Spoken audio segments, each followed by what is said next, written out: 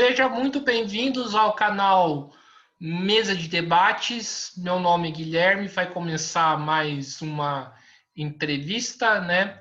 A entrevista de hoje. E o tema que nós vamos trabalhar um pouco é falar das mobilizações, né, dos trabalhadores e também conhecer as posições, né, o posicionamento de todas as centrais sindicais, né? Lembrando aqui, né, assim como que eu fiz as entrevistas com os partidos políticos, né, o posicionamento do entrevistado não é nem sempre o posicionamento do entrevistador, mas como que o canal pretende ser um canal democrático e dar posições, né, expressar várias posições dentro, né, do movimento de trabalhadores, dentro da esquerda, né? Então é importante ouvir, né, os lados, né, todos os lados dos setores, né, que estão nesse campo, né? Então é isso, pessoal. Eu estou aqui com o Zé Carlos. Tudo bem, Zé Carlos? Tudo bem, Guilherme. Tudo Zé bem. Carlos. Agradecer você pelo convite, pela entrevista. Estamos à disposição. Zé Carlos, antes da gente começar, por favor, se apresente aí. Ok, meu nome é José Carlos de Souza, né? Sou trabalhador do transporte público de São José dos Campos há 34 anos, natural de Redenção da Serra, aqui próximo, aqui no Vale do Paraíba mesmo, e trabalho no transporte há 34 anos e fui dirigente dos sindicatos condutores, da Federação de Transporte da CUT do Estado de São Paulo e fui presidente do sindicato condutores por 5 mandatos. E agora, 2 anos e meio para cá, quase 3 anos, eu assumi a coordenação da Central Única dos Trabalhadores do Vale do Paraíba e Serra da Mantiqueira. E continuo também como diretor dos sindicatos condutores e continuo trabalhando numa empresa de transporte público da cidade de São José dos Campos. Sim, Zé Carlos, então vamos começar a nossa entrevista. Primeiramente, né, o dia 29 está chegando aí, né? Vai ser um importante dia de mobilização, né, dos trabalhadores, né, da juventude, de modo geral. A pergunta que eu faço, né, como que vocês aí da CUT do Vale do Paraíba vêm se preparando, né, para essas mobilizações? Então, Guilherme, primeiro é bom explicar que o país vive um momento muito difícil, né? Para todos nós, a democracia que está em risco, vivemos um período de negacionismo, de negação à ciência, o país avançando aí quase próximo já de, infelizmente, 500 mil vidas ceifadas, grande parte por irresponsabilidade do governo federal, que negou a ciência, que nega o uso da máscara, que é responsável por fazer aglomerações, deixou de comprar vacina no Brasil e nega a ciência toda hora, e o Brasil e o mundo vê isso. É uma vergonha para o mundo inteiro. E nós estamos aí organizando, junto com as demais centrais sindicais, com os movimentos populares, com a Frente Brasil Popular, a Frente Povo Sem Medo, manifestações para o próximo dia 29. No Brasil já houve outras manifestações, né, contra esse governo, né, mas nós temos muita responsabilidade. Diferente do que ele fez no último final de semana no Rio de Janeiro, com um acúmulo de aglomeração de pessoas, nós não estamos organizando a população, as manifestações, mas com muita responsabilidade, né? O uso do álcool em gel, manter o distanciamento social, usar máscaras de boas qualidades e tomar todos os cuidados devidos em relação ao Covid-19. Então, nós assumimos uma tarefa recentemente aqui e está organizando aqui os movimentos sociais, o movimento sindical e os partidos progressistas para a atividade do dia 29. Então, Guilherme, nós temos programação para ocorrer na cidade de Jacareí, atividade do dia 29. Será 10 horas da manhã no centro da cidade de Jacareí. Teremos em São José dos Campos, 10 horas da manhã, concentração na Praça Afonso Pena, no centro da Praça Afonso Pena, um distanciamento social, uma atividade, estamos chamando a juventude, chamando a todos para estar participando conosco. E teremos também em Taubaté, teremos em Guaratinguetá. Ontem, acabamos de fechar também o Litoral Norte. Teremos manifestações em Ubatuba e São Sebastião. Falta ainda fechar algumas cidades para fazer manifestações, mas a região nossa aqui já tem 6 cidades contempladas para as manifestações aí pelo Fora Bolsonaro, pela vacina no braço e comida no prato, porque a fome está aumentando cada dia mais, infelizmente, e a gente estamos lutando muito pela vacinação, né? Então, inclusive, a categoria de transporte que teve essa conquista importante através da nossa luta. Então, nós estaremos aí nas ruas fazendo manifestação para colocar para fora esse governo que não dá mais. A população não aguenta esperar até a eleição do ano que vem. Sim.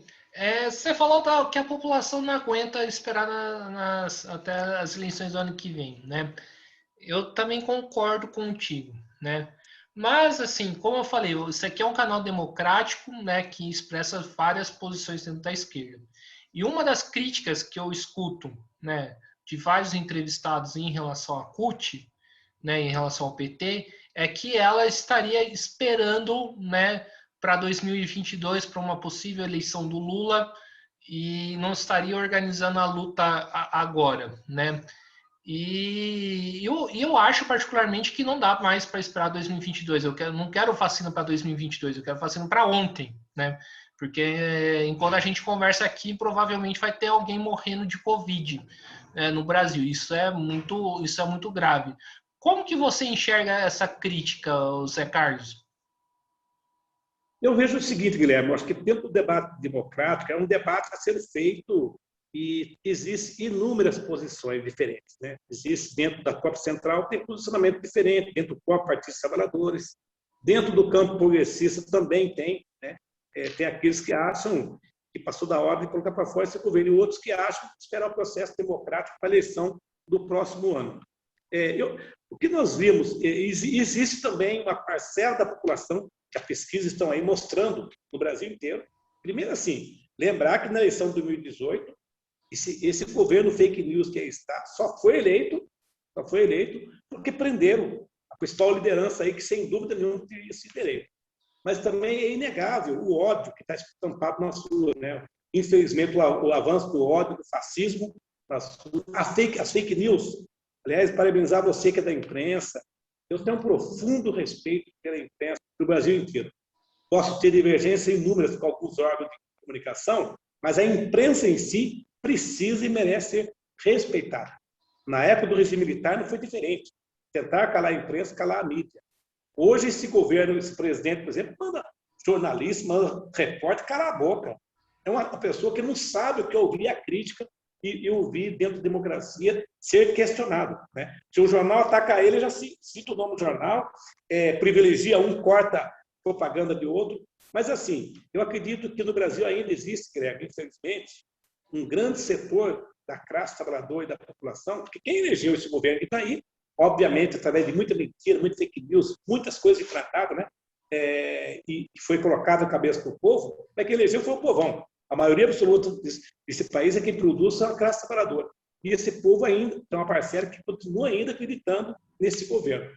Mas existe muita gente imobilizada. A pesquisa aponta isso, que é uma realidade. Eu acredito assim, se o povo, se a população, se os trabalhadores se organizar para derrubar esse governo, nós estamos juntos, certo? Existem setores que acreditam, dentro da própria CUT, dentro do próprio Partido dos Trabalhadores, tem setores, e dentro dos nossos companheiros, que acreditam que tem que esperar o processo para a próxima eleição. Mesmo porque o vice-presidente também está envolvido em todas as denúncias aí, junto com esse governo atual aí. Inclusive, na minha opinião, teria que derrubar a chapa inteira. Chapa, Bolsonaro e Mourão. Mas, dentro da situação, nós não podemos, Guilherme, esperar, na minha opinião, tá? A minha opinião minha, como coordenador da CUT, como dirigente sindical, não dá mais para suportar, esperar até o ano que vem, porque as vidas está chegando próximo de 500 mil vidas.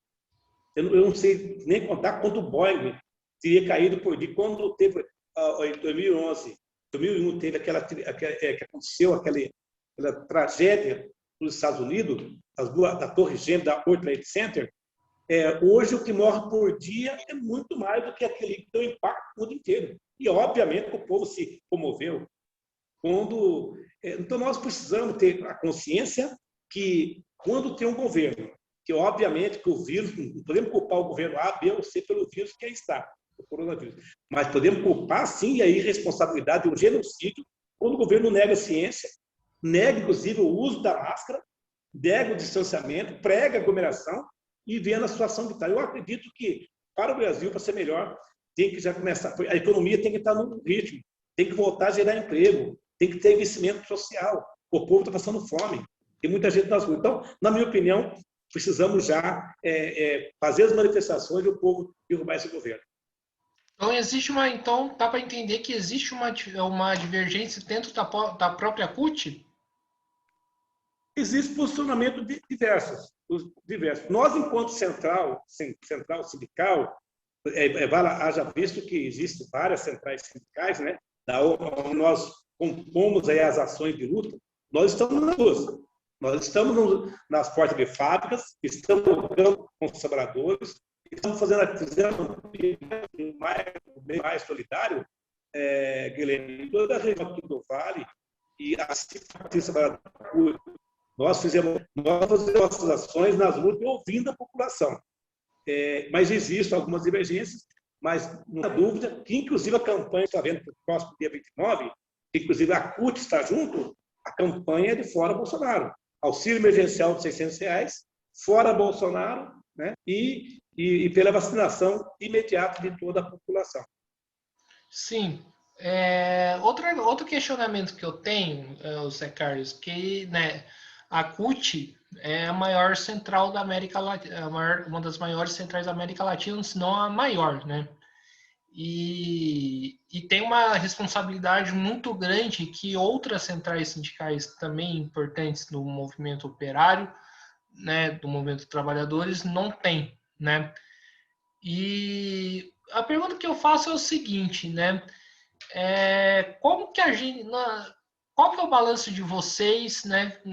Como que a gente chegou a essa situação, né? Por que, né, não se mobilizou a classe, né? Não fez o trabalho de base necessário? Como que a gente deixou, né, um genocida, né, um cara que, né, é responsável pelas quase 500 mil mortes no país? O que o movimento sindical falhou aí, na sua opinião?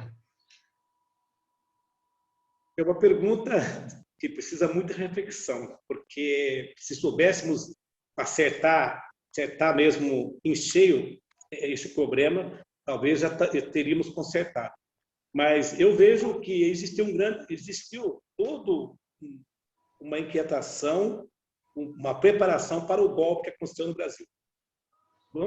Quando foi para ter a Copa do Mundo, quando a presidenta Dilma, no estádio de futebol, mandaram um grupo se organizou para mandar para tomar naquele lugar. Começou quando eles fizeram uma manifestação da Paulista, por causa do 20 centavos da Começou umas manifestações, as pessoas se usando das cor verde e amarela, e começou algumas manifestações e aquilo foi crescendo. E aí se deu grandes organizações com apoio muito forte, grande parte da mídia. Eu vejo, inclusive, que teve apoio externo nas questões aí que aconteceu no Brasil. Por exemplo, a questão do pré-sal, a questão das privatizações, o governo que tinha que fazer as reformas trabalhistas, a reforma da Previdência, eles queriam fazer a reforma para cortar um monte de direito, que a presidenta Dilma não tinha. Eles não queriam, a burguesia, os poderosos, não gostavam de ver o pobre andando de avião. As pessoas de chinelo de dedo andando de avião. Os pobres tendo seus carrinhos para ir na praia no final de semana, fazer um churrasquinho, e ter um convívio social e ter uma vida melhor. A empregada doméstica ter seus direitos trabalhistas. Então, eu penso que foi tudo uma coisa orquestrada, foi se avançando no golpe no Brasil, e aí muita fake news e tudo que aconteceu. Obviamente que nós não temos receita do bolo. O que faltou, na minha opinião, aí uma coisa que o Partido Trabalhador talvez pecou, e nós, movimentos sociais, o movimento sindical falhou, que a gente não soube estruturar o movimento operário da periferia, do povo pobre e trabalhador desse país, para falar que políticas sociais era muito importante, que a gente defender naquele momento essas políticas. Infelizmente, faltou os debates políticos, talvez não chegou a tempo de corresponder ao que nós vivenciamos. Eu sinto que, inclusive, melhorou muito, mas a gente sente que os trabalhadores do povo estão anestesiados com o que aconteceu.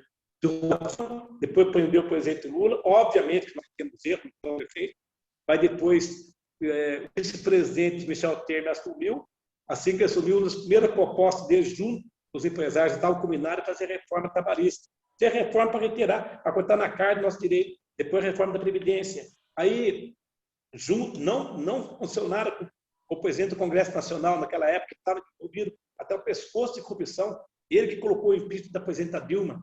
Então, veja, o Brasil vivenciou momentos difíceis, e ainda vive, mas eu acredito que o povo está começando a acordar, está começando a comparar o que foi o passado e o que vive hoje o povo e a classe trabalhadora. Eu acredito que nós temos que dar esse salto e aprender com os erros, para que possamos corrigir alguns erros e estar na base, estar no meio do povo, estar dialogando e fazendo políticas sociais com o povo. Sim. Zé Carlos, São José foi, né, o Vale, de modo geral, foi palco de importantes greves no último período, né? Eu cito aqui o exemplo da Ford e um exemplo da LG. Qual que é o balanço que vocês fazem, né, dessas mobilizações? Então, Guilherme, nós aqui da região, lembrando, como você falou, né, a CUT, a Central Única dos Trabalhadores, aqui na região, obviamente no Brasil, a maior central sindical, né, é uma das maiores do mundo, e aqui nós temos uma grande responsabilidade das principais bases sindical da CUT, né, que é um sindicato muito importante, o Sindicato do Transporte, Sindicato dos Condutores, Sindicato da POSP, Sindicato dos Professores, Sindicato Metalúrgico de Taubaté, Metalúrgico de Pindamonhangaba, e de dezenas de outros sindicatos filiados à CUT aqui da nossa região. Mas aqui houve palco de muita luta, né? Aqui luta contra a privatização da Embraer, né? Contra o fechamento da Solectron, a questão da LG no passado, muitas lutas, né? Que ocorreram aqui em São José dos Campos, mas aqui na região. Mas o que marcou nesse último período foi o fechamento da fábrica Ford, né? E aí, assim, sem nenhum posicionamento de responsabilidade do governo federal, de chamar a Ford para a mesa de negociação, de sentar e dialogar com a Ford para que a Ford não fosse embora. Infelizmente, não teve apoio nenhum do governo federal. E o Sindicato Metalúrgico de Taubaté, quero, aliás, parabenizar todo o Sindicato Metalúrgico de Taubaté, o companheiro Claudião, que é o presidente do sindicato, que é a maior liderança do Sindicato da CUT do Paraíba. O sindicato organizou muita luta e resistência em Taubaté, e conseguiu, através da luta dos trabalhadores ali da fábrica Ford, conseguiu um valor, um adicional mais do que os seus direitos, chegando a R$120 mil a mais de suas indenizações. Obviamente que é uma perda de desemprego, fábrica fechada. Depois, não demorou muito tempo, outro problema gravíssimo para a com o fechamento, com o anúncio do fechamento da fábrica LG, que vai fechar agora no mês de agosto ou setembro, salvo engano, agosto ou setembro, vai fechar a fábrica. Também houve muita luta e muita resistência. O caso da Ford foi 30 dias de protesto, de ocupação da fábrica, manifestações na cidade, carreata até Aparecida, coordenado pela CUT, nós estivemos juntos.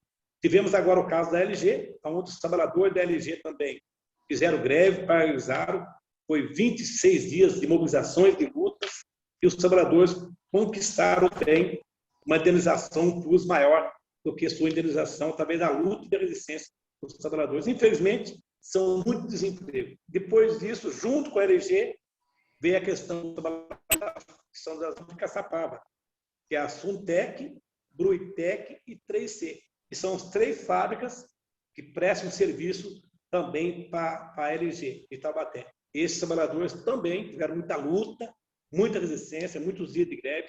Aí é coordenado pelo Sindicato Metalúrgico São José dos Campos, da qual nós estivemos juntos também nessa luta, conquistaram alguns benefícios a mais. Mas os momentos que esse ano é muito difícil, é muito desafiador para nós da classe trabalhadora, porque são muitos ataques, muitos. A empresa que quer aplicar as medidas provisórias do governo federal, que agora tem a nova medida provisória que está em vigor já a partir do dia 1º de maio, onde retira um monte de direitos, as empresas precisam de aumento salarial, pode deixar o trabalhador em casa sem receber, enfim, um monte de coisas que prejudica muito, flexibiliza muito o direito nosso. Enquanto que o patrão está muito bem, obrigado, não tem problema. Mas estamos aí, estamos lutando. Sim. E o que a CUT, né, e os sindicatos vão fazer para depois, né, para tentar impedir o fechamento da Ford, da LG? Quais são os próximos passos da mobilização? Então, Guilherme, houve todas as tentativas possíveis de negociação, envolveu o Congresso Nacional, o Senado, o presidente do Metalúrgico de Taubaté foi recebido em Brasília pelo presidente do Congresso, presidente do Senado. O caso da LG, inclusive, envolveu reunião com o governo do Estado de São Paulo, né? Mas, infelizmente, né, é muito difícil. A postura dessas empresas multinacionais, isso é um problema sério que temos no país, né? A empresa chinesa que controla a LG não tem muito diálogo, a decisão está tomada e ponto, né? Ela vai manter uma pequena parte da produção dela em Manaus e vai fechar grande parte da fábrica aqui, assim como a Ford. A Ford está fechando no Brasil, né? A Ford tomou a decisão de construir os carros dela e motores na Argentina e em outros países, vai deixar de investir no Brasil.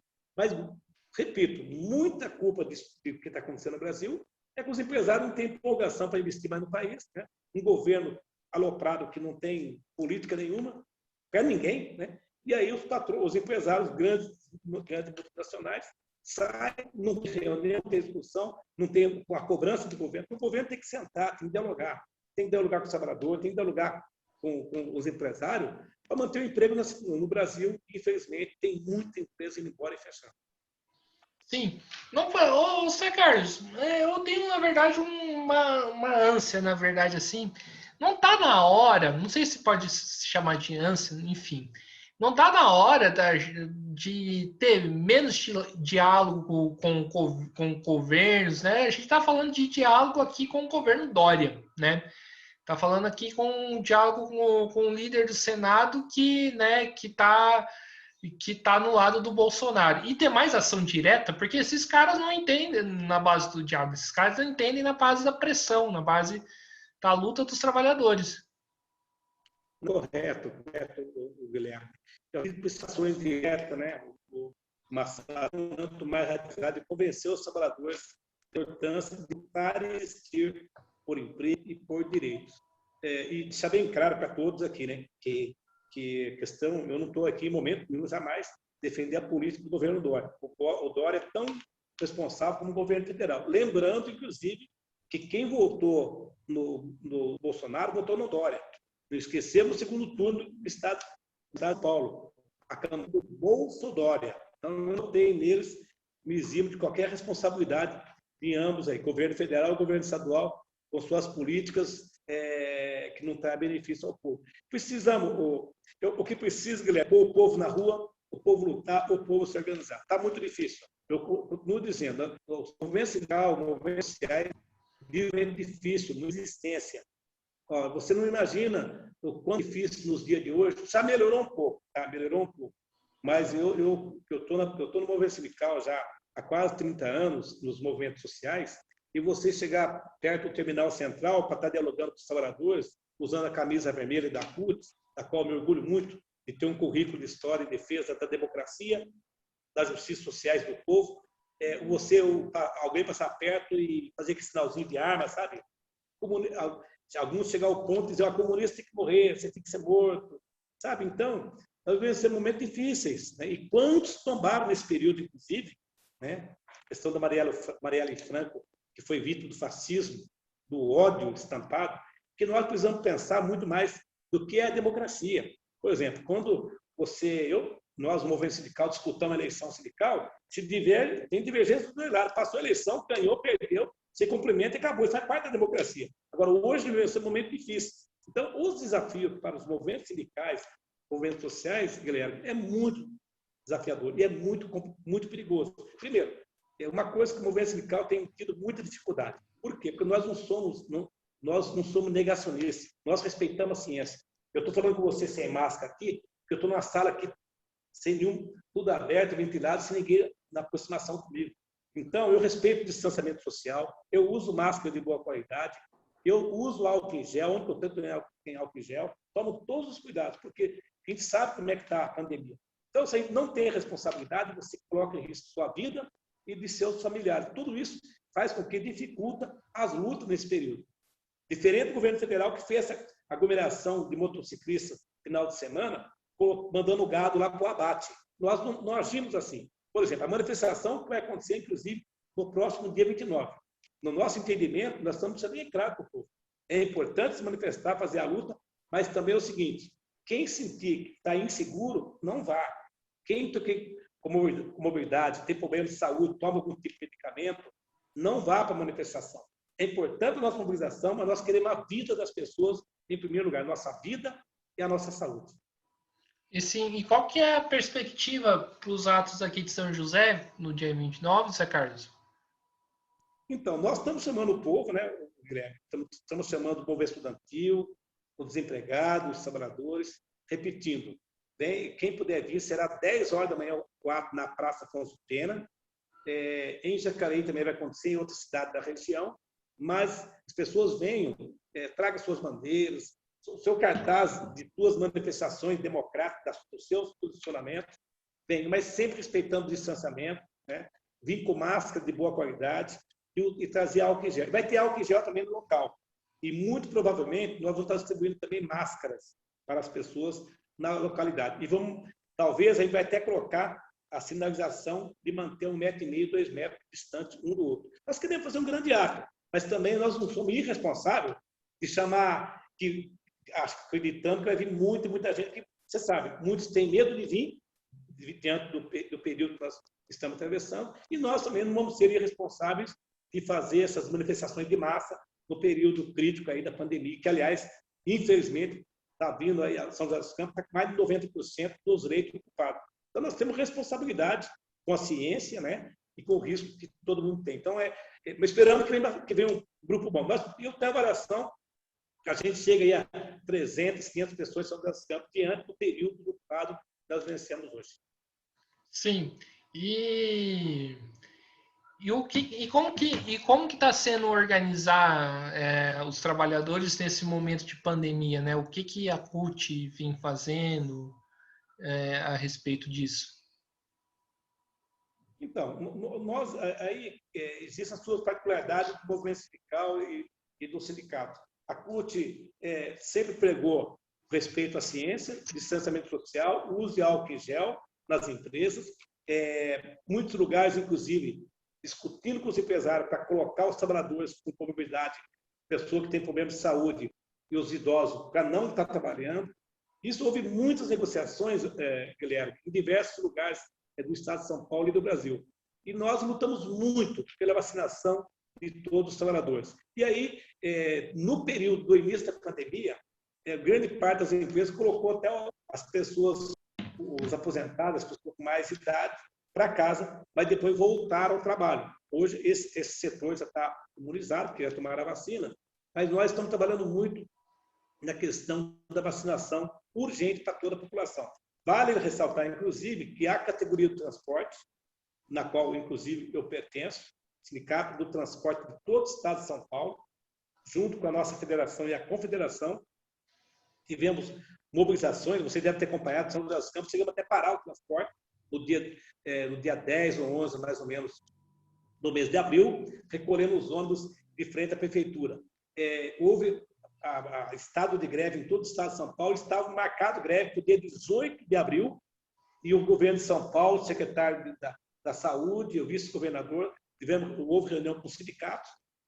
À noite, no dia 17, quase depois de 23 horas, quase já passando a meia-noite, a reunião saiu um acordo de colocar os trabalhadores aí para estar sendo vacinados no dia 18. Portanto, foi uma grande vitória dos trabalhadores de transporte, que está sendo vacinado em todo o estado de São Paulo pela nossa luta. Então, a CUT, a Central dos Trabalhadores, tem lutado pela manutenção dos direitos, pelo salário, pelo emprego e por justiças sociais. E mais do que isso, uma campanha que nós viemos fazendo em todo lugar, em todo o estado de São Paulo e no Brasil, inclusive aqui na região, campanha de solidariedade e arrecadação de alimentos.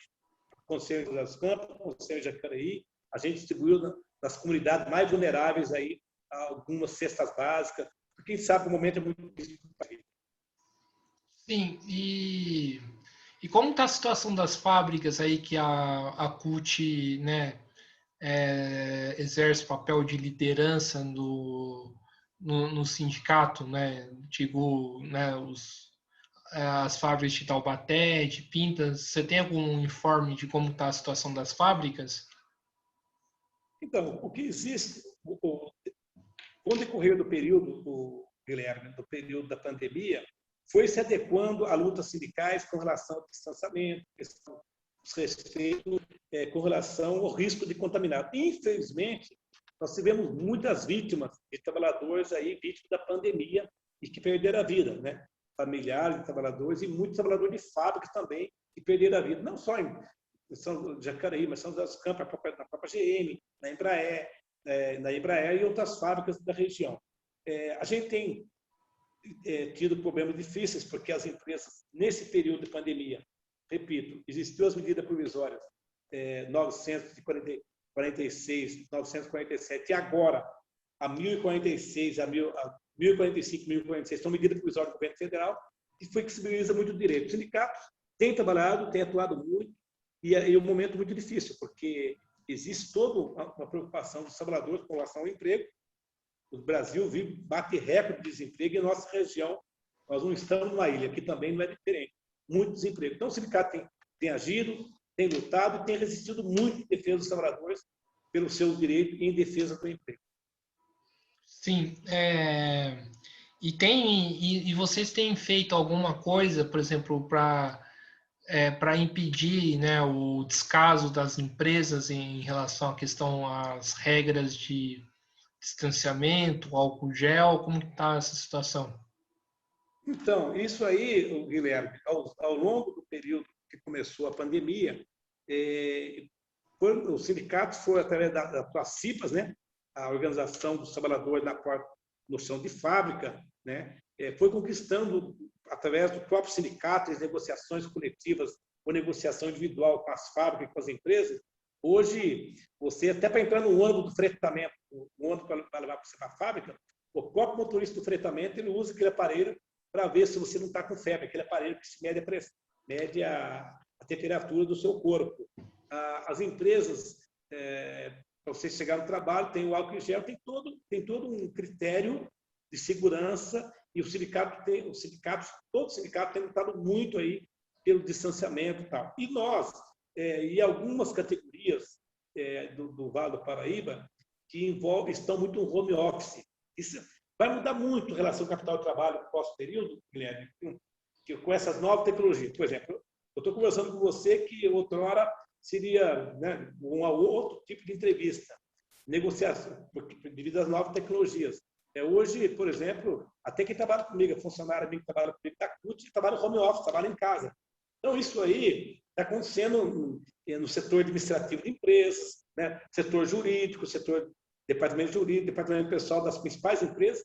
A maior parte dos funcionários está em home office. Isso tudo, futuramente, poderá gerar, inclusive, conflito trabalhista. Aliás, já está gerando conflito trabalhista. Tem muitas empresas, muita fábrica, por exemplo, não cede internet, não tem internet para o funcionário. Pensa o funcionário escravo dele 24 horas, porque está na casa dele, está trabalhando. Em tese, quando você está na fábrica, exerce trabalho burocrático, você chega na fábrica de X horário, entra em tal horário, sai em X horário. Com o home office, está acontecendo muito no Brasil hoje, o mundo, e tem muito a ver com o problema da pandemia, tem muitas empresas que não respeitam a questão da jornada. Se coloca funcionário a qualquer hora para estar trabalhando. Então, tudo isso é a mudança que está se dando em relação ao capital do trabalho, e com isso faz com que gere também mais desemprego. A empresa reduz o quadro, né? Os trabalhadores do fretamento que transporta esses funcionários já reduziu o número de ônibus desses trabalhadores. Muitos que dependem do transporte público para ir para o trabalho na fábrica não vai mais, porque fica trabalhando em casa. Com isso, deixa de gastar o combustível, reduz a venda do combustível do posto. Aliás, falar em combustível, todo mundo sabe aí o valor que está. Mas é um efeito menor, né? Afeta toda a economia. Então, são coisas do período da pandemia, da qual nós nos preocupamos muito, porque isso vai mudar muito a relação capital-trabalho, porque uma empresa que tem 200, 300 funcionários no departamento pessoal, departamento jurídico, departamento administrativo, que coloca o funcionário em casa, tendo um custo 3 vezes menor, ela não vai querer voltar depois para trabalhar no seu escritório. Então, vai reduzir espaço no escritório. Com isso, a questão o imóvel, por exemplo, que é alugado, vai deixar de ser alugado para essa empresa, vai ficar sobrar galpões. Enfim, isso tudo gera problema na economia. Mas nós sabemos que é o momento que estamos vivenciando e esperamos que consigamos manter o emprego dos trabalhadores aí. Sim, você falou uma coisa bastante interessante, Zé Carlos, inclusive que é tema, né, inclusive há muito debate acadêmico de professores e tudo mais, e acho que deveria ser também uma preocupação dentro do movimento sindical, né, que essas novas formas de trabalho, home office e tudo mais. A gente sabe que, né, com isso, né, a gente tem uma dificuldade imensa de mobilizar a classe, né? Porque uma coisa a classe está no seu local de trabalho, você ir lá e ter um diálogo com os trabalhadores. Outra coisa é cada trabalhador estar na sua casa e, né, o que dificulta, né, o trabalho, né, de base dos sindicatos, né? O que vocês, a CUT, discutem em relação a isso, né, essa questão da mobilização dos trabalhadores? Porque acho que é uma coisa importante, né, que esse debate esteja devidamente apropriado. Então, esse debate já está no interior da CUT e das centrais sindicais. São os desafios futuros, Guilherme, que nós temos pela frente. Nós temos esse grande desafio. No mundo, pode dizer do mundo, mas no Brasil, que tinha essa tecnologia um pouco atrasada, que avançou muito nesse último período, por exemplo, nós não podemos negar que um dos motivos esse governo eleito foi através da nova tecnologia do WhatsApp, esse grupo do WhatsApp e das fake news. Tem muito a ver com a nova tecnologia que aí está hoje.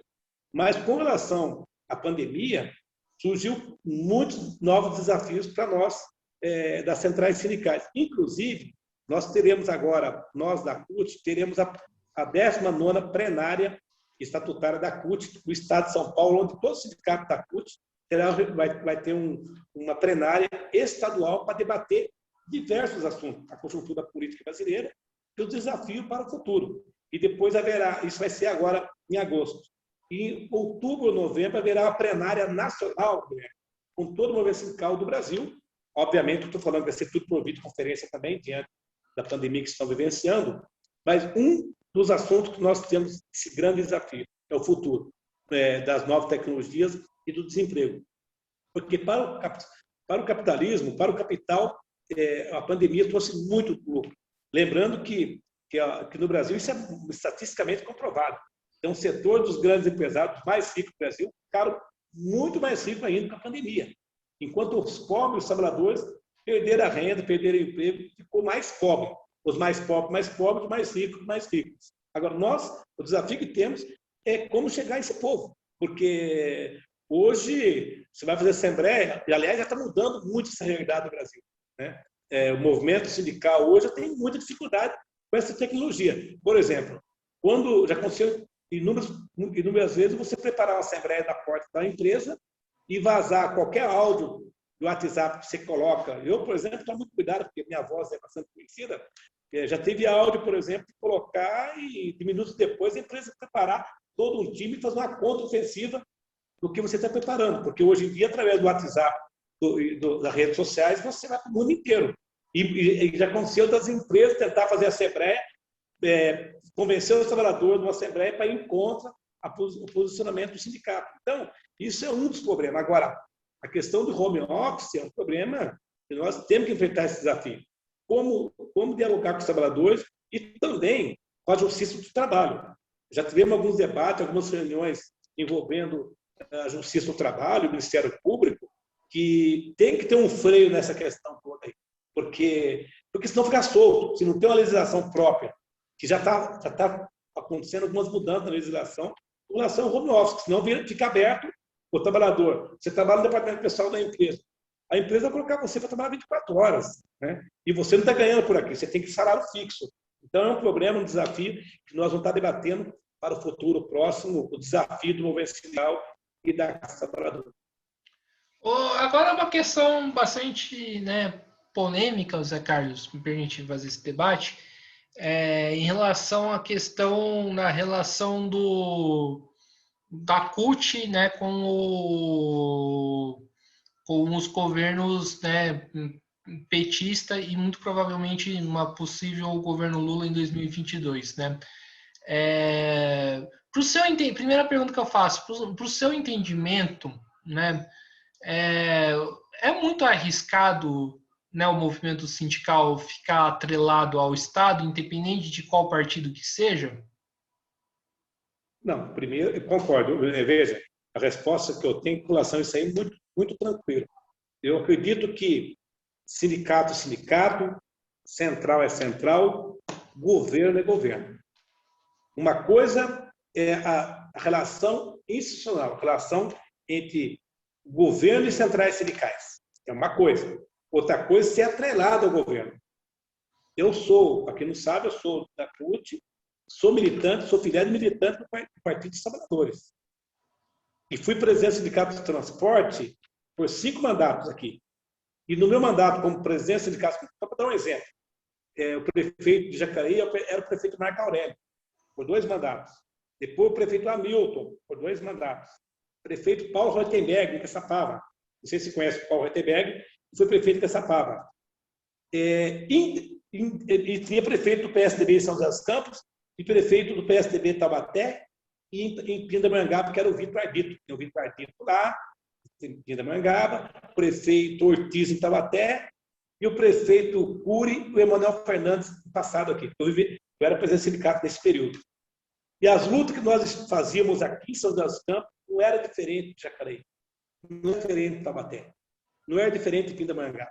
Então, nós temos que saber separar o que é sindicato, o que é partido e o que é central sindical. Central sindical são centrais sindicais, que é onde o sindicato se organiza naquela central. Partido político é partido político. Eu, por exemplo, dentro do partido político, eu coloco meus posicionamentos. Mas enquanto central sindical, temos posicionamento como central e como sindicato. E nossa relação no passado aqui, a gente dialogava com o prefeito de São José dos Campos, o prefeito de Jacareí, que é de partido diferente, e o prefeito de Taubaté. O prefeito de Taubaté, por exemplo, eu nunca deixei de falar. Na época do ex-prefeito Ortiz Velho, era o prefeito que mais dialogava com os sindicatos condutores, era do PSDB. Só que o mesmo tratamento de respeito que nós tínhamos com o prefeito Marco Aurélio, nós tínhamos na mesma negociação com o prefeito de São José dos Campos e com outra cidade. O que tem de diferente, Guilherme, isso é muito bom deixar claro. O governo Lula e o governo Dilma, isso é inegável para todas as centrais sindicais. Tinha o fórum do movimento sindical que o governo ouvia. O presidente Lula ouvia as pessoas coletor de lixo, as pessoas que faziam reciclagem. Ele ouvia todo mundo, ouvia o movimento sindical, ouvia os empresários, ouvia cada setor da sociedade. Mantinha um diálogo aberto com as centrais sindicais. E tinha coisa que o PT, que a CUT que o governo não cedia. O próprio Lula chegava lá, nas reuniões com as centrais, olha, luta, cobre mesmo, vamos para cima, o papel de vocês. Agora, governo é governo, central, sindical, é outra coisa. Agora, eu não concordo em dizer que a CUT como você falou agora há pouco, é dessa pergunta, que é uma ligação direta, não é ligação direta. Enquanto central, nós temos nosso posicionamento e não deixamos de lutar no governo Lula e fazer nossas críticas. Agora, é um governo que dialogou, que conversou com o povo e que trouxe muitos benefícios para a classe trabalhadora. Mantivemos muito direito, o povo tinha vida, tinha salário, tinha auxílio, tinha benefício para o povo e tinha emprego. Hoje não temos nada disso. E tinha diálogo, não é importante isso aí. E qual que é a crítica, então, que a CUT tem ao governo Lula?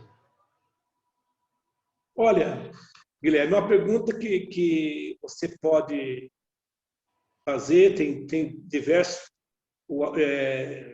posicionamentos da questão. Eu tenho, na verdade, aí você pode até me questionar, mas assim, eu, sinceramente, se dependesse de mim, se tivesse o 3º, 4º mandato do presidente Lula, eu não tenho a dúvida que teria ganhado o continuado, e eu acho que o Lula fez muita coisa certa, muito. Os poucos erros que teve, que eu acredito que o PT foi ingênuo em alguns momentos.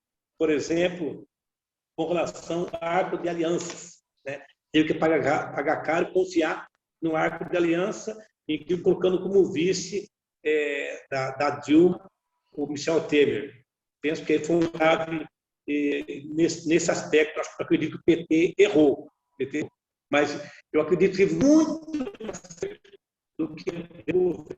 Né? E também acredito, e não tenho dúvida, que para você fazer um bom governo, para você trabalhar, você tem que cometer erros, comete equívocos. E eu acredito também que eu estou dentro da militância do movimento social de Partidos Trabalhadores, e eu faço meia-culpa entre nós, que somos do campo progressista, de estar fazendo mais políticas sociais com o povo, para convencer o povo para não aceitar o país chegar onde chegou, fascismo com ódio avançando com esse governo aí, e de ser derrubado a presidenta Dilma. Se a gente tivesse estruturado as bases sociais nossas naquele período, a presidenta Dilma seria derrubada. Infelizmente, nós confiamos no arco de aliança, e esse próprio arco de aliança que nós fizemos no governo Dilma, no seu mandato, foi que derrubou o nosso governo. Eu tive a oportunidade de entrevistar o Wagner Balheiro, né, uns tempos atrás. E eu fiz essa mesma pergunta para ele, né? Ele me respondeu algo mais ou menos de que era preciso rever, ter mais critério para poder fazer esse arco de alianças, né? Você acha que é isso mesmo ou você acha que o PT não deveria fazer esse arco de alianças e ser um partido independente frente aos outros? Não, eu sou a favor do arco de aliança, das negociações, porque nenhum partido governa sozinho. Partido não governa sozinho e precisamos buscar nossos aliados. Mas temos que saber que aliados são esses. Né? Acredito que tem que saber quem são nossos verdadeiros aliados. Eu posso divergir com o PSOL, mas é nosso aliado.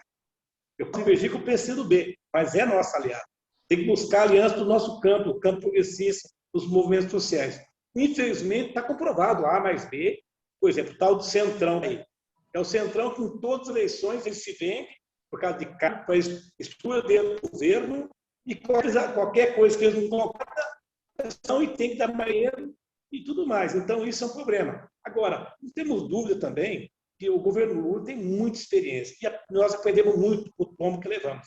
Acredito que que vai ter que ser olho no olho e buscar que estão do nosso lado, certo? Quem realmente faz política de isolamento, eu sei que respeito, mas tem muita divergência com um certo setor da esquerda aí, que se diz sabe, o todo verdadeiro, o 100% puro, mas na eleição não tem 1% não tem perspectiva para a eleição.